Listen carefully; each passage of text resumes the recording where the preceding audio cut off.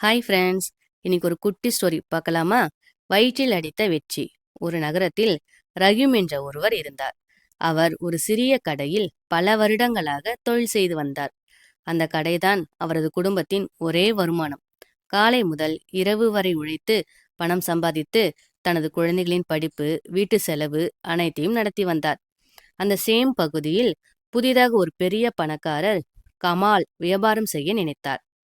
அவர் அந்த பகுதியை பார்த்தபோது ரஹீமின் கடை நன்றாக செல்வாக்கு பெற்றிருப்பதை கவனித்தார்.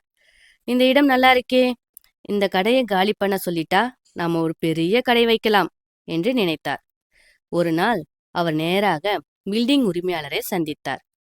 அவரை காலி பண்ணுங்க, நான் இரட்டிப்பு வாடகை தரேன் என்றார்.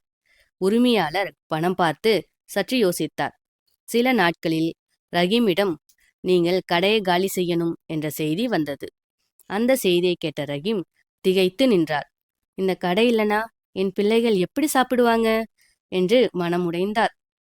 அவர் அந்த உரிமையாளரை சந்தித்து, சார், கொஞ்ச நேரம் கொடுங்க, இது எங்களுக்கு ஒரு சாப்பாட்டுக்கான வழி என்று கேட்டார். ஆனால் பணத்தின் ஆசை அதிகமாக இருந்தது. ரஹீமின் கடையை காலி செய்ய நேர்ந்தது. கமால் பெரிய கடை வைத்தார். ஆரம்பத்தில் நல்ல வருமானம் வந்தது. நான் ஜெயிச்சிட்டேன் என்று நினைத்தார். ஆனால் சில மாதங்களில் எதிர்பாராத பிரச்சனைகள் ஆரம்பமானது. வியாபாரம் சரியில்லை, ஊழியர்கள் விட்டு சென்றார்கள், பொருட்கள் சேதமடைந்தது, கடன் அதிகமானது. அதே சமயம் ரஹீம் வேறு ஒரு சிறிய இடத்தில் மீண்டும் தொடங்கினார். அவர் நேர்மையாக இருந்தது. பழைய வாடிக்கையாளர்கள் அவரை தேடி வந்தார்கள். மெதுவாக அவருடைய தொழில் மீண்டும் வளர ஆரம்பித்தது.